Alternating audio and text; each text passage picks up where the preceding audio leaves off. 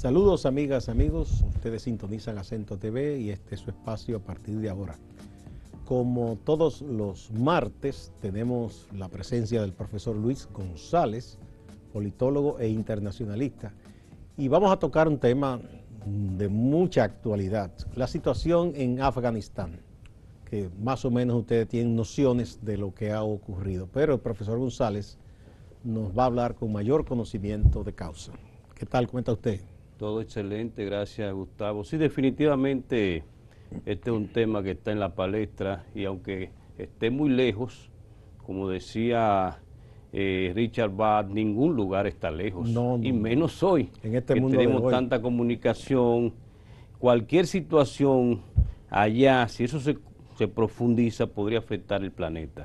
De hecho, ya comienza a afectar las economías y eso influye, por tanto, en las economías del mundo, pero también viene el tema religioso, que eso se convierta en otro Daesh o la aspiración de convertir en eso en un califato global. No se puede descartar nada. Cualquier cosa es posible. Y por tanto, usted que me está mirando aquí en República Dominicana o en el mundo, en este programa debe prestar atención a este tema. Es un tema que ha tomado la palestra, ha tomado la opinión pública global en estos momentos, pero es un tema que nunca ha dejado de estar ahí. Usted recuerda muy bien que se produce, que precisamente ahora se va a cumplir 20 años del 11 de septiembre del año 2001. Cuando se produce, ahí es como que Estados Unidos le comienza a prestar atención a un grupo que usted y yo y todo el mundo comenzó también a conocer, porque antes había que ser muy estudioso de la región para uno conocer los talibanes, o talibán, porque talibán es precisamente, la palabra talibán ya tiene el plural, talibán es precisamente estudiante en árabe, o sea, en plural, es estudiantes. Entonces, ¿qué significa talibán? Estudiantes del Corán de manera radical, porque usted me dice en árabe, la palabra es árabe. Sí, talibán. Porque ellos no hablan árabe, ellos pastún. Exacto, Sí. pero usted sabe muy bien que ellos venían, eso surge en Pakistán también. O sea que por influencia del islamismo usan una palabra árabe. Exactamente, porque están estudiando el Corán y esas cosas. Entonces, eso es lo primero que hay que tener claro. Pero antes de eso es bueno, Gustavo, y usted que nos sigue, que entendamos por qué surgen ellos. O sea, ¿qué sucedió con Afganistán? Afganistán para finales de los 50 y principios de los 60 llevaba el mismo ritmo que Turquía. Para que la gente entienda, en el 1923 Turquía con Mustafa Kemal Atatürk proclama la República de Turquía con un islamismo no tan radical, para que la gente lo entienda. No es que no son musulmanes, no es que no se reza los... O sea, lo modernizó. Exactamente, dio ciertas aperturas, la misma mujer, a la vida en sociedad, y por eso hoy Turquía es lo que es, con todo el liderazgo de Erdogan, que tiene ciertos... Como que le gusta mirar hacia atrás. Exacto, pero nunca ha tocado las reformas radicales que hizo Mustafa Kemal Atatürk. Pero es bueno que usted que me está mirando compare esto. En ese momento, Afganistán se encaminaba a hacer eso. Reformas sociales por parte del rey. Incluso el rey se despoja de su poder para darle la libertad al pueblo. Pero ustedes saben muy bien, porque hay que insertar un tema con otro. Ahí está el tema geopolítico. Por eso yo digo, Gustavo, que los talibanes y el Afganistán de hoy, que es un problema para ellos, sobre todo para las mujeres y para el mundo, es una consecuencia de dos conceptos. El primero, la Guerra Fría, o sea, la lucha ideológica. Y segundo, la geopolítica clásica. Y lo voy a explicar por qué.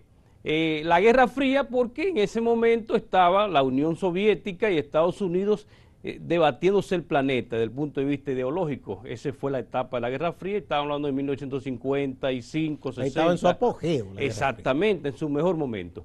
Y la geopolítica porque Mackinder planteaba la teoría del corazón del mundo, que precisamente es Asia Central.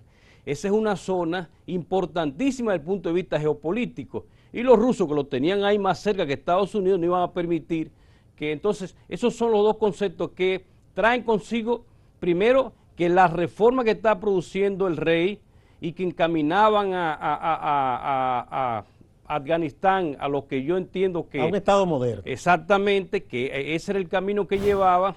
Entonces, los comunistas, porque también la historia es muy compleja, pero lo voy a sintetizar, los que se educaron en la Unión Soviética comenzaron a ver que la salida del país era precisamente el comunismo. Le atraía un modelo de sociedad socialista, ¿no? Exactamente, y por eso se produce una revolución y toman el poder.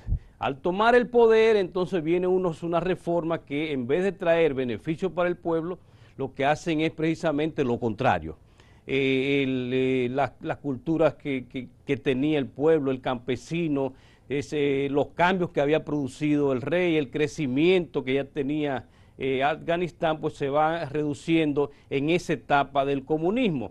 Entonces, pero profesor, no fue como tal un sistema socialista, era muy pro-Moscú, un gobierno muy proclive. Exacto, yo estoy de acuerdo con usted, nunca llegaron a profundizar. No fue una Checoslovaquia ni una Cuba. Nunca se consolidaron, hasta tal punto de que precisamente la Unión Soviética asume, o sea, la invasión, porque ellos tenían la influencia y son los que hasta cierto punto promueven el ascenso del comunismo, pero no habían asumido. No. Es en el 79 que todo el mundo lo ha visto y le ha dado seguimiento, precisamente porque el liderazgo comunista que había en Afganistán se estaba alejando precisamente del comunismo.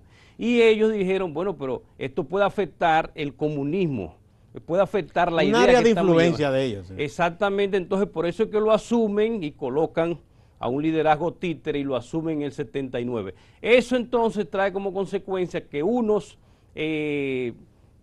radicales que se habían educado en Egipto, los llamados muyahidines, entonces enfrentaran. Que eran más que todo en ese momento gente muy nacionalista y muy apegada a su fe. Exactamente, a su fe y a su cultura, porque eran campesinos. Sí, nacionalistas.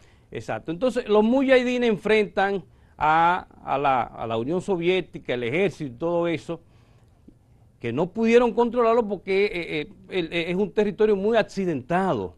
O sea, en la montaña era imposible que pudieran... Bueno, fíjese que le llaman tumba de imperios. Afganistán todo el mundo ha fracasado, no desde ahora. No ha habido forma, es bueno que usted lo diga, Gustavo, porque ahí lo intentó Alejandro Magno. Imagínese usted.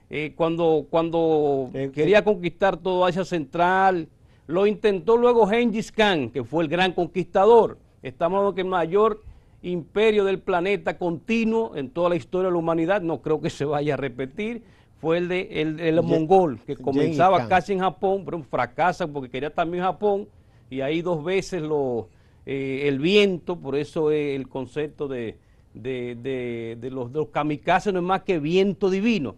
Y por eso es que intentaron esto, intentaron llegar a Afganistán y no pudieron, pero sin embargo fue el más grande imperio. Pero luego también, los ingleses, exacto, que es el más grande imperio discontinuo del planeta, o sea, los 2 más grandes imperios del mundo lo intentaron ahí, y luego los rusos, que también con una capacidad militar extraordinaria, y lo más reciente y por lo cual estamos aquí, que es donde vamos a llegar, los estadounidenses que dicen también. Que Afganistán le llaman el Vietnam de la Unión Soviética. Exactamente. Y dicen que este es el segundo Vietnam de Estados Unidos, porque después de 20 años salen de esa manera, hasta parecida a la fotografía de la gente escapando. Parecida e incluso hasta más denigrante. Eso es lo que se está diciendo, lo que está sucediendo. Mire, no sé si usted ha visto, nosotros tenemos un joven brillante colaborador que maneja temas de economía y energía, fuentes de energía, que se llama Miguel E. Andújar. Ah, ok, Miguel Andújar. Le voy a comentar algo que él escribió sobre Afganistán, pero tenemos que ir a la primera pausa. Ah, cómo no, adelante.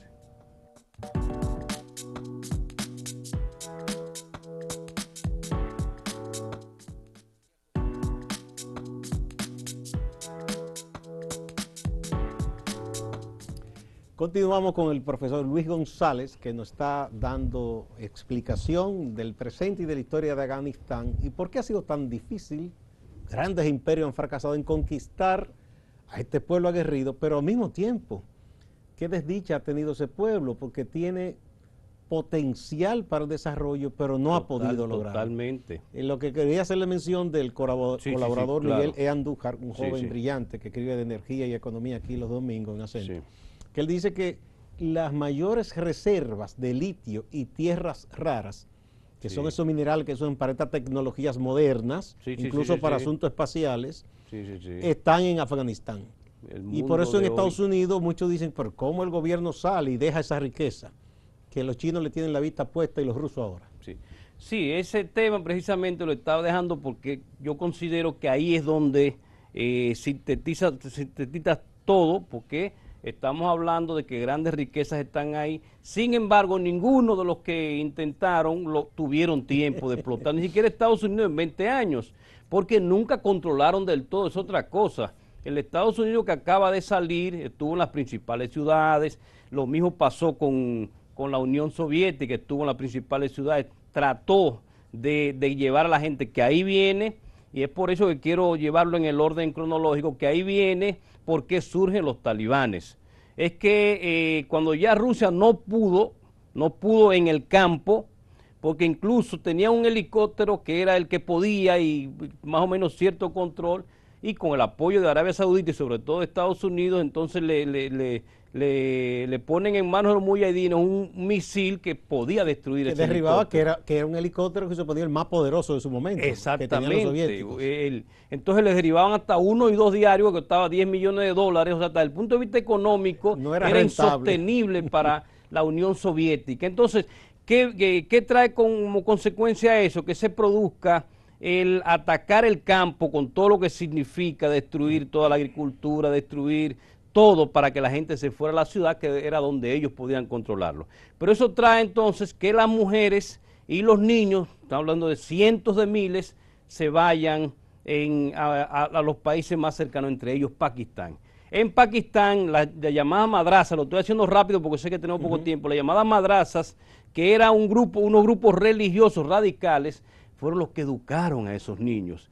¿Y cuál era la educación? Precisamente esa, que con lo que trae como consecuencia el talibán, o sea, los estudiantes del Corán, que tenían la responsabilidad de crear entonces el Estado, un Estado totalmente regido por la Sharia. Esta niña que le dieron el premio Nobel, que ella es de Pakistán, ella narra esa influencia de esos grupos que dan una charla por radio y cómo fueron radicalizándose los creyentes, y a ella la atacaron una guagua, a Malalia. Porque se mantiene todavía. En el caso de este grupo talibán surge de ahí. Entonces, cuando termina la Unión Soviética, sale, asumen los muyahidines, que entre ellos se matan porque tampoco se pusieron de acuerdo. Entonces en el 96, para hacer la historia más, llegan entonces los talibanes. Estos muchachos, estos niños que eran de 7, 8 años, llegan ya de 18, 20 años y toman el poder.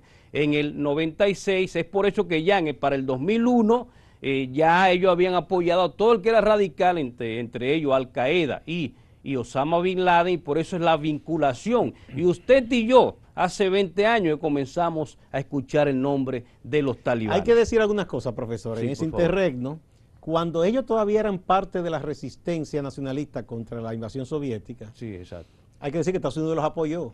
Y el mismo Bin Laden, que se unió a ellos contra los rusos, recibió apoyo norteamericano. Es una hechura de Estados Unidos. Eso está ahí, o sea, eso no se puede borrar. Es que Estados Unidos, por el mismo tema de que de geopolítica, yo apoyo a quien esté en contra de mi enemigo, aunque después sea mi enemigo también. Aunque después, como ha sucedido. Entonces Estados Unidos los apoyó y por eso que logran ascender. Entonces, ahora en estos momentos lo que sucede es que Estados Unidos, la primera invasión post el 11 de septiembre, usted recuerda que el 7 de octubre, antes de un mes, ya estaba Estados Unidos invadiendo Afganistán, incluso primero que Irak como tal. ¿Por qué? Porque se supone que de ahí había salido donde ellos pensaban atacantes, que incluso que Bin Laden estaría ahí escondido, y no fue así. de hecho estaba, pero se movió, al final lo atraparon en Pakistán. Él no era tonto, no se iba a quedar ahí. No sé, entonces, pero lo ocuparon, y mucha gente, entonces ahí vengo con el tema que usted planteó del joven Miguel Andújar.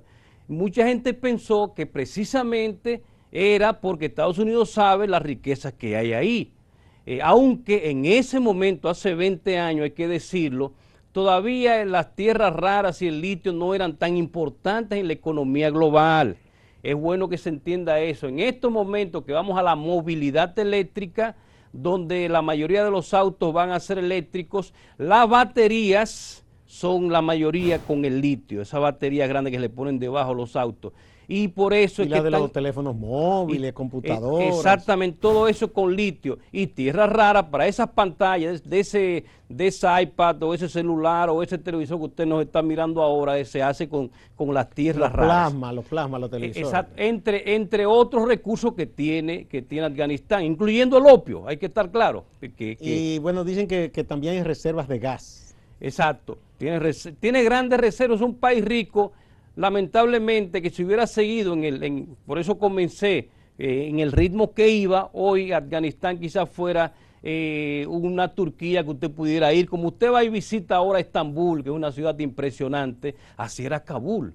O sea, Kabul iba en ascenso. Se ve que tenía, porque uno ha visto, a veces se ven las imágenes de esas montañas peladas, sí, pero las ciudades que se han visto ahora, no son ciudades feas ni atrasadas, ¿eh? No, llevaban un pese ritmo. a toda la guerra, o sea, se ve el esplendor del pasado. Guerra que la han destruido esas ciudades. Otro aspecto también que siempre llamó la atención de los talibanes, el fanatismo en la interpretación cerrada de ciertos textos del Corán, porque hay que recordar que ellos no solo es que obligan a la mujer a lo de la burka.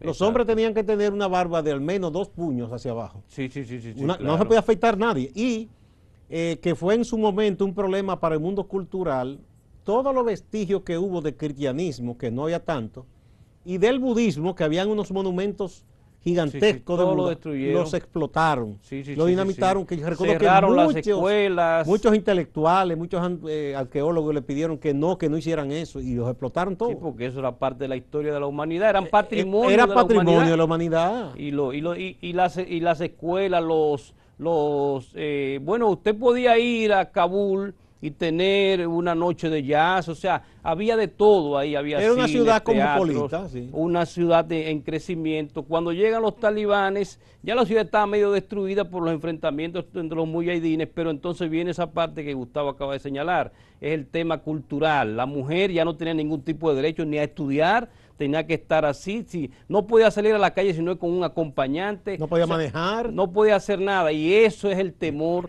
de que se produzca de nuevo. Entonces yo quiero volver al puntito, ¿por qué Estados Unidos entra? Que por eso, esa es la pregunta que usted se hace. Entra, se supone que primero para evitar que siguiera como caldo de cultivo de lo que atacaron las Torres Gemelas y eso es una de las estrategias de Estados Unidos, se supone que para impedir que se origine... Donde está el germen, se supone, de grupos radicales. Que le van a amenazar, aunque esté a grandes distancias, eso es una estrategia militar, ir allá para destruir antes de que se produzca. Sin embargo, pasaron 20 años, murieron más de 2.000, 2.500 soldados estadounidenses, que para ellos eso es mucho, por lo que estamos hablando, la importancia que ellos le dan a ese tema, pero también murieron miles de afganos, murieron muchos civiles, se destruyeron algunas zonas importantes, la economía ahora está peor que antes, la seguridad ciudadana, eso estamos hablando en el momento en que salen. El país está en peor condiciones de cómo ellos no tuvieron tiempo de explotar nada de eso, de lo que estamos hablando. Estados Unidos en ese tiempo no pudo porque nunca asumió el control total. Nunca pacificó el país, no pudo. Estamos hablando de que se gastaron... se habla de 2 billones de dólares. 2 billones. Billones de dólares ahí. O sea, todo eso en 20 años para salir, como sucedió con esa imagen que se compara cuando salieron en su momento de Vietnam. Y ahora volvieron los talibanes y los talibanes van a controlar a Afganistán. Y de eso es lo que yo entiendo que tenemos que hablar para que la gente entienda qué podría suceder con el control ahora de los talibanes. Y si es verdad que ellos vienen reformados. Vamos a la pausa. Exacto. Y volvemos.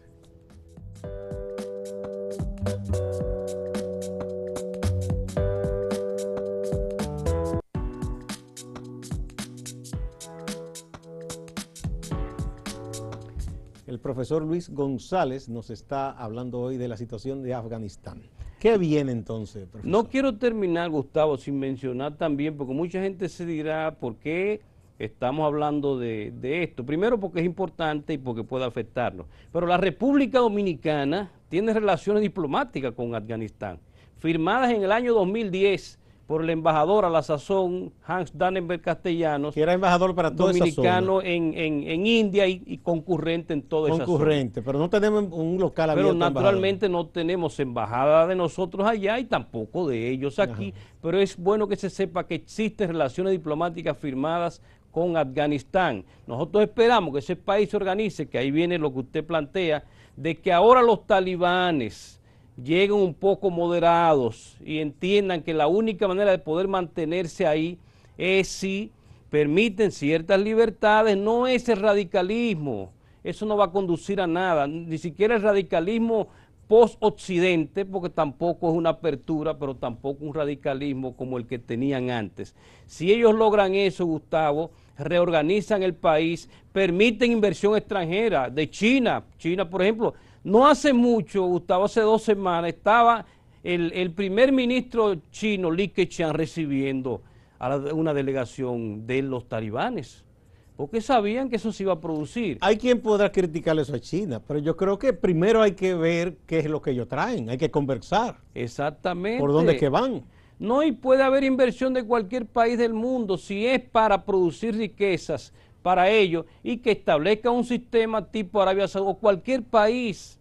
Si usted va ahora mismo a Qatar, Arabia Saudita, a Bahrein, a los Emiratos Árabes Unidos, a Omán, todos tienen sus reglas y las mujeres están vestidas, unas de negro, otras de blanco. Yo estuve en todos esos países. No es que no tienen la cultura y lo que establece, lo que no son es radicales, como los talibanes en aquel momento. Qatar está invirtiendo, compró el Paris Saint-Germain.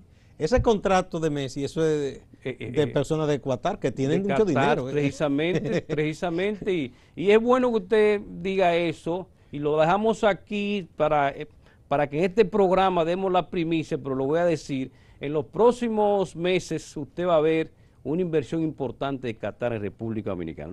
Lo voy a dejar ahí, pero qué bueno. porque ellos tienen mucho interés de invertir en esta región, de diversificar su economía, porque saben que no pueden depender solamente del petróleo. Y tienen mucho dinero. Y tienen mucho dinero. Entonces yo creo, para finalizar, Gustavo, si los talibanes, que es lo que esperamos usted y yo y el mundo, llegan un poco menos radicales, se establecen, organizan un gobierno, permiten inversión extranjera, relanzan la economía, estaremos viendo ahí un país para que usted y yo visitemos en algún momento, como la gente va y visita a Dubái, que son los Emiratos Árabes Unidos, hay mucha gente que va a Arabia Saudita, hay mucha gente que va a Qatar también a visitarlo. Yo creo que esa es la aspiración del mundo. El tema de lo que sucedió con Estados Unidos, con los países europeos que participaron en esa invasión, ya es un tema de otro análisis. Lo que sí está claro que fue un fracaso, lamentablemente. No, y ojalá que ese pueblo por sus propios medios se abra camino, porque no es bueno que a un país otros le impongan lo que debe hacer.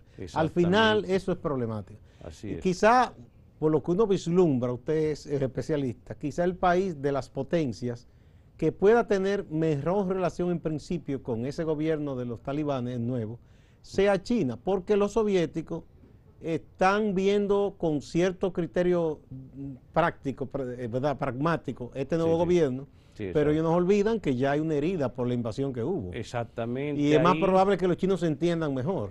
De hecho, esa es la tendencia. Si se produce y comienza una relación de crecimiento importante para ellos, reitero, estoy seguro que será positivo para ellos y para el mundo, incluyendo la República Dominicana. Y ojalá que le den libertad a las mujeres, que no vuelvan con esas cosas que tenían. Profesor, muchas gracias, siempre se aprende mucho con usted. Muchas gracias a ustedes, amigas y amigos. No se vayan, que hay más en Acento TV y Acento Portal.